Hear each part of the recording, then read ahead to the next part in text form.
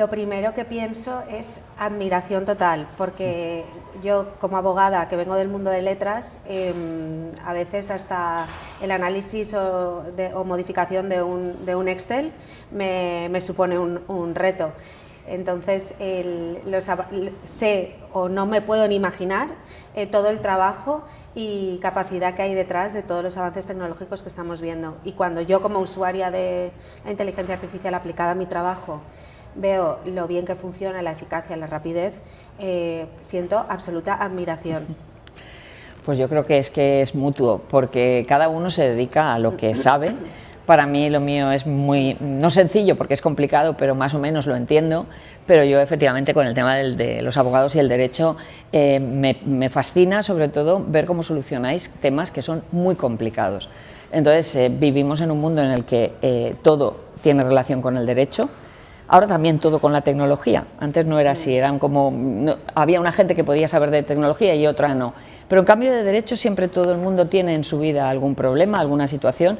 Y a mí creo que es una lástima que no se entienda más lo que es el derecho desde la infancia, por la importancia que tiene en tu vida profesional y lo importante que es dar con un buen profesional, un buen abogado, una buena abogada, es fundamental para un montón de problemas en tu vida, con lo cual yo tengo mucha admiración y mucho respeto porque tenéis en vuestra mano vidas, porque muchas veces lo que vosotros lleváis puede repercutir muy bien o muy mal en una vida, con lo cual médicos, abogados, son gente que mis respetos absolutos.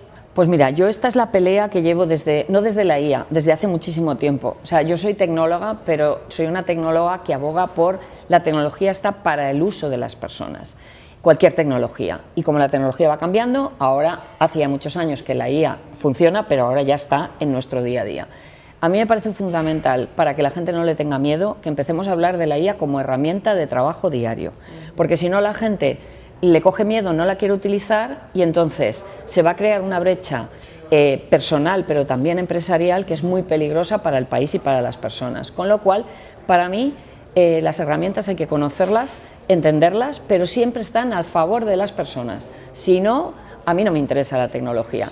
Y sé que esto es un tema que ahora es muy candente, que si va a quitar puestos de trabajo, que si la IA se lo va a llevar todo por delante.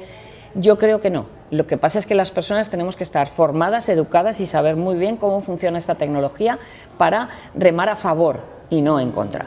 Y los gobiernos también tienen que legislar y hacer su trabajo. O sea, las personas, los gobiernos, las instituciones, las organizaciones tienen que dar un paso al frente porque el conocimiento y la formación hace que las cosas funcionen y la tecnología con formación y con conocimiento funciona. Sin eso se convierte en un lago en donde nadie quiere entrar y nos va a traer problemas, graves problemas, como en personas, como empresas y como país.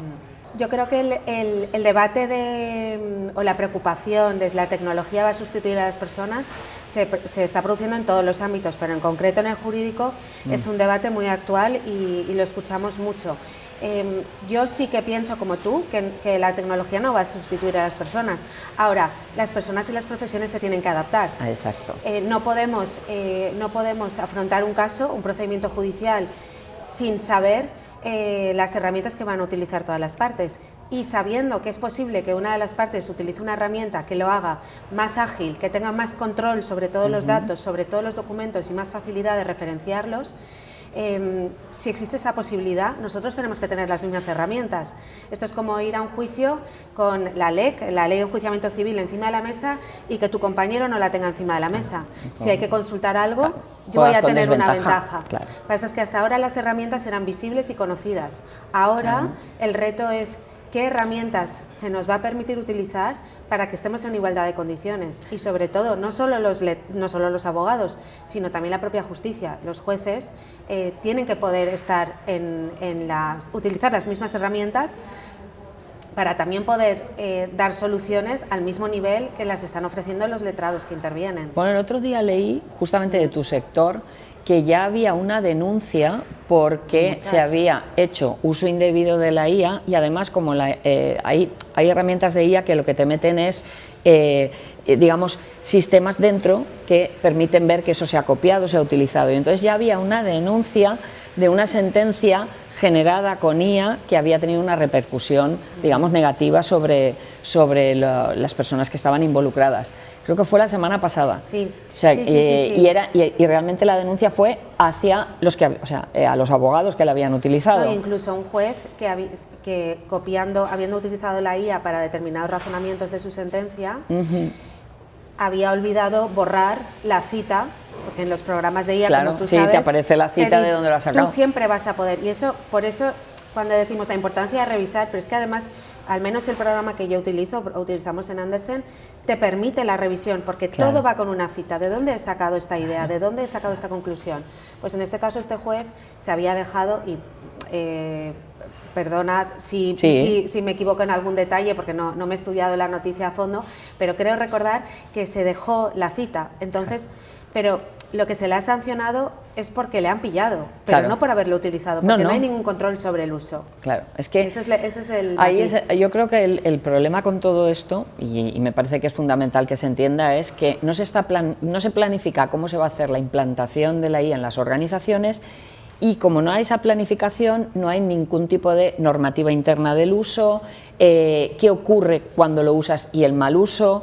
Entonces yo creo que este uso, digamos, masivo de la IA sin ningún control, digamos, normativo dentro de las organizaciones, sobre todo de las grandes, está llevando a que la gente haga cosas por bien, pero resulta que están mal. Entonces yo creo que hay un compromiso, sobre todo en los sitios, en la administración pública y en las organizaciones grandes, de formar a la gente, pero tener preparada toda una normativa que va relacionada con el compliance, que va relacionada también con el mapa de datos de la organización, qué puedes acceder, a cuáles no, cuáles puedes compartir con herramientas, cuáles no, porque lo que estamos viendo cada día más es que la gente sube muchísima información, datos muy sensibles por desconocimiento, pero claro, la ley vosotros sois de eso, pero en general el tema es, no es la culpa el desconocimiento de la ley. Correcto. Con lo cual estamos dejando también un poco desamparados a los trabajadores, porque por hacer mejor su trabajo, si no le han dicho desde arriba y no hay una normativa y no hay unas políticas, unos procedimientos, yo hago lo que puedo. Entonces yo creo que se tienen que poner muy en marcha las organizaciones en cuanto a tomar decisiones de cómo se implanta, qué se implanta, tener claro el mapa de datos, la seguridad de esos datos para que nadie tenga un problema de fuga de datos indebido. O sea, que hay unos trabajos... Y aquí la parte de abogada, y poder acreditar que has formado. Exactamente. Que lamentablemente solo vale lo que puedas acreditar. Exactamente. No, yo sí que se lo expliqué a mis trabajadores. Sí, pero ¿lo puede usted acreditar cuando ha habido una fuga de datos? No. Pues no lo forma. Pues entonces usted será responsable por esa infracción, por esa vulneración de los datos personales. También otra cuestión, que las organizaciones, de ahí la simbiosis entre la parte legal y la parte tecnológica, tienen que establecer protocolos, por lo que te digo de acreditar. También en la Administración, el Consejo General del Poder Judicial ha emitido un documento, un libro blanco sobre uso de la IA por parte de los jueces. Claro. Y esto, son directrices, se van implementando estos protocolos en las empresas, en la administración, e intentamos ir a la par del avance tecnológico. También es verdad que, como con muchas cosas, el propio mercado se va autorregulando, porque ¿qué es lo que está ocurriendo también entre los letrados? Sabiendo, y entraremos en eso igual más adelante con lo de los programas que utilizamos, pero es muy conocido que los programas de IA en el sector jurídico muchas veces tienen alucinaciones. Claro. Y esas alucinaciones en concreto se están viendo en que se inventa una sentencia, porque el programa está diseñado para darte la razón, y si no encuentra una sentencia, te busco algo, pues te va a buscar alguna otra. Entonces, tú sí que puedes decirle al programa, si no estás seguro, no te inventes una resolución, o no me pongas nada que no estés 100% seguro. Tú se lo puedes decir, y entonces revisará y filtrará. Pero con esas alucinaciones, lo que digo que está cambiando el mercado es que ahora los abogados, cuando recibimos una demanda o un escrito del abogado contrario, lo primero que yo le pido a la persona con la que está mi equipo, en este caso fue la semana pasada, revisa todas esas sentencias que se correspondan. Que existan. ¿Por qué? Porque al final en un procedimiento judicial yo puedo ganar por tener razón, pero también puedo ganar porque procedimentalmente la otra parte ha cometido un error. Por forma, ¿no? Sí, a veces... Si hay una sentencia inventada, por supuesto que lo voy a decir. Yo lo estoy revisando. Entonces el mercado, y yo también voy a revisar todas mis sentencias, porque no quiero que me pase a mí, ¿no? Entonces, así el mercado también también se va autorregulando de alguna manera. Los americanos siempre dicen que el mercado regula. Nosotros aquí hemos sido, en Europa, los primeros en tener una legislación de inteligencia artificial y datos personales, pero la realidad es que como estamos trabajando en un mundo global, las legislaciones locales, aunque sea Europa, pero es local, no juegas en la misma liga que cualquiera que está trabajando en China o que está trabajando en Estados Unidos, que es mucho más laxo con todo. Entonces, al final, sí que nos va a tocar regularnos de manera, digamos, corporativa, porque es que si no va a ser imposible.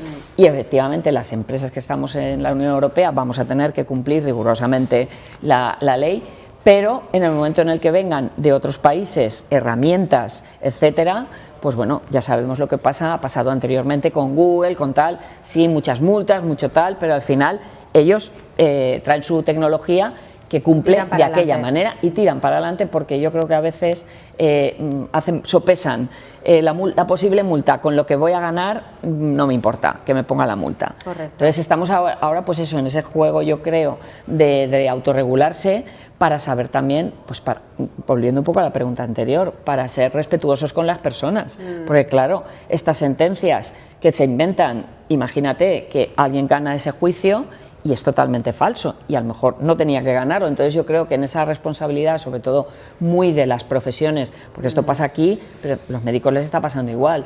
Yo conozco mucha gente que trabaja en salud también se utilizan mucho estas herramientas, porque es verdad que el análisis de imágenes y tal funciona muy bien, pero claro, tiene que haber un médico detrás. Tiene que haber porque siempre. Si no, hay profesiones que están demasiado involucradas con las personas como para que las dejemos un poco de forma autónoma.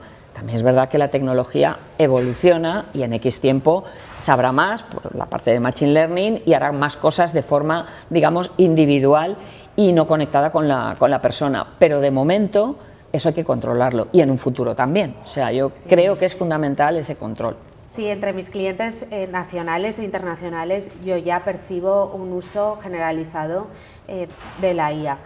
No todos comparten ese dato conmigo, pero yo sí que ya, pasado un tiempo, soy capaz de detectar cuando un email ha sido redactado por la IA, o cuando el análisis de una documentación me llega en un tiempo muy corto.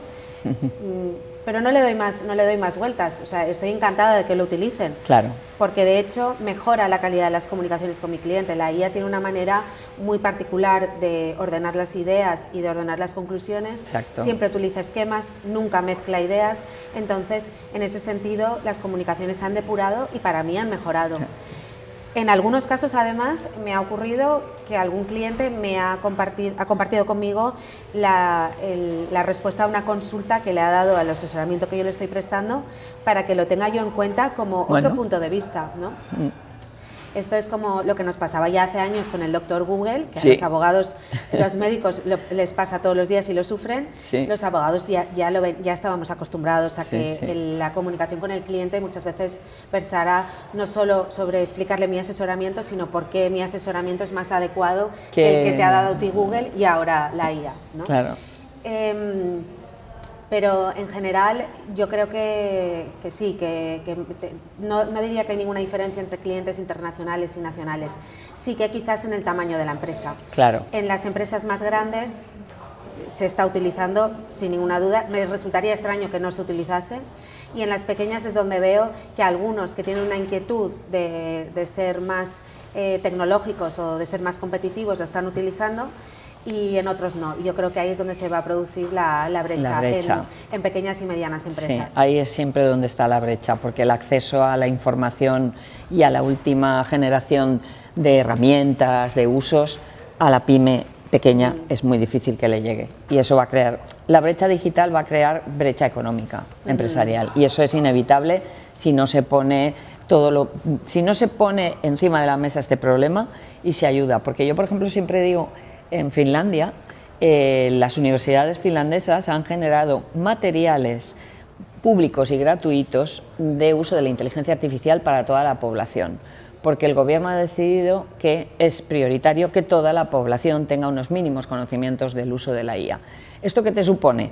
Que esa persona que está en una pyme muy pequeña tiene acceso a esa mínima formación y a ese conocimiento para ir hacia adelante.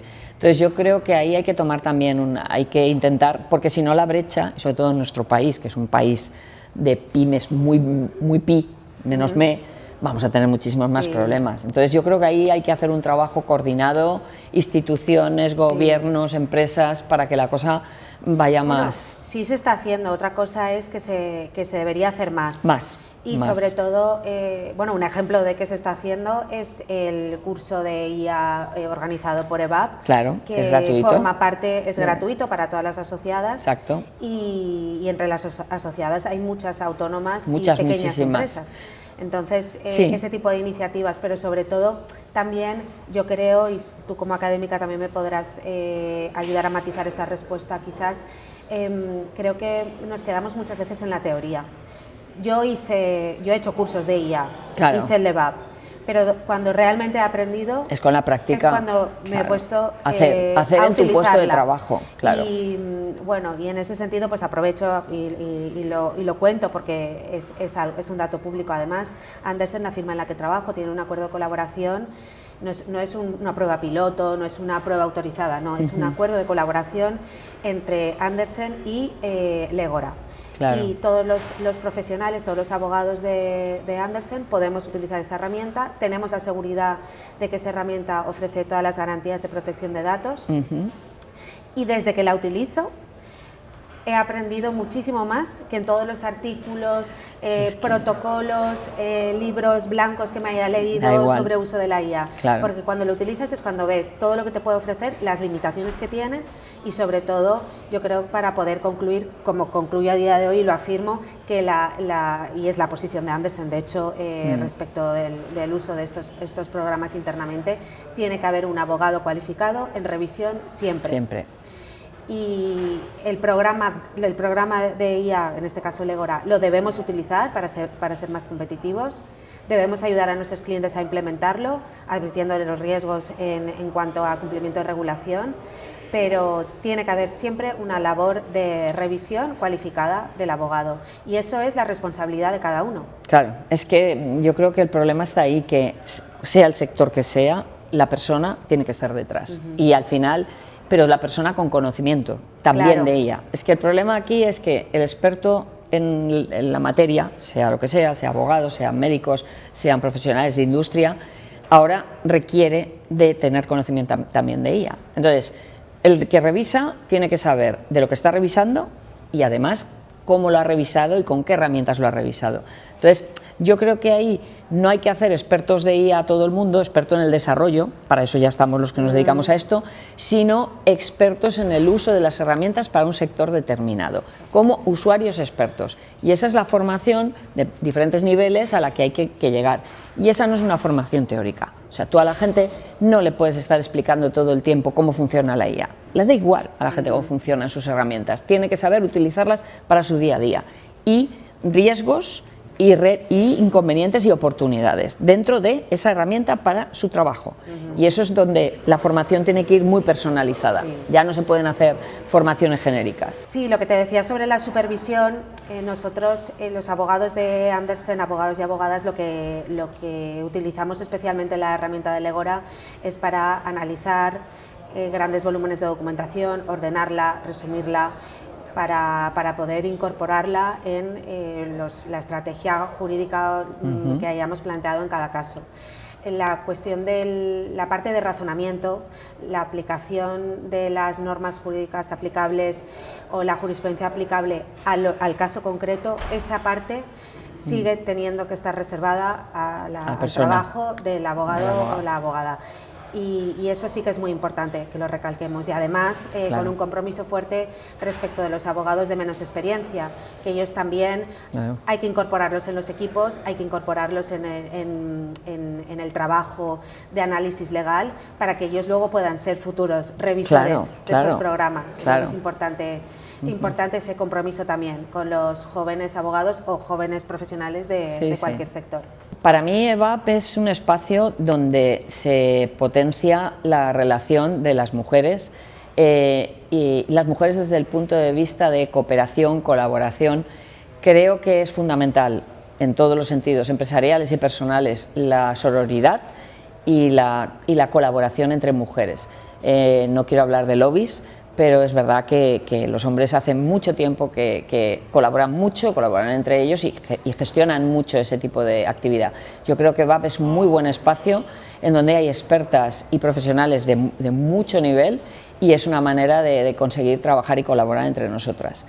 ¿Y qué le diría a las chicas jóvenes? Pues yo creo que las chicas jóvenes tienen que entender que todavía queda mucho por hacer, que esto de que ya se ha llegado a la igualdad no es verdad, no es cierto, y que nosotras estamos comprometidas, las más mayores, a que realmente esto evolucione y vaya donde tiene que ir, pero también las necesitamos a ellas. Entonces la gente joven tiene que venir, tiene que asociarse, tiene que dar su aire fresco y no podemos dejar a nadie atrás y sobre todo hay que ampliar nuestra mirada y eso requiere de que toda la gente joven se incorpore y nos enseñe también a las más maduras cómo entienden ellas lo que es la profesión desde el punto de vista del género, de la mujer y su relación en la sociedad y en las empresas.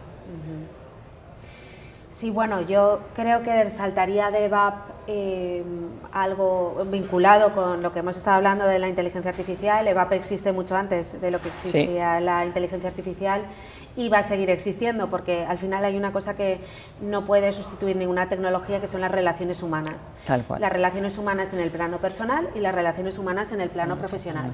Y yo creo que precisamente asociaciones como la nuestra, EVAP, lo que pretende darnos a las mujeres profesionales es un espacio donde relacionarnos y poder crecer, darnos más visibilidad en sectores donde quizás empezamos con una desventaja porque hemos empezado a visibilizarnos mucho más tarde. Claro. Y luego a las asociadas más jóvenes o a las compañeras más jóvenes que están aún pensándose en asociarse o no, yo el mensaje que les daría es que la diversidad en nuestro mensaje es clave. ¿Por qué? Porque estaremos mejor representadas si hay más diversidad entre las que estamos aquí y el primer signo distintivo o que ofrece esa diversidad precisamente es la experiencia, tanto en edad biológica como en edad profesional, pues son dos cosas diferentes y yo creo que esa diversidad es muy importante y que las que estamos 20 años por delante necesitamos seguir aprendiendo de las que están 20 años por detrás, porque el mensaje y cómo comunicamos será más efectivo si lo adaptamos a quien lo está escuchando. Exacto. Y quien nos está escuchando es tan diverso como el mundo entero, con lo cual sí, necesitamos que la asociación, necesitamos a las jóvenes generaciones. Y siempre habrá cosas que mejorar y desarrollar y llegará un día, como decía Eva Blasco, que se disolverá la asociación porque no será necesaria. Ojalá. Ojalá llegue ese día, ese es nuestro objetivo común. Exacto, ojalá.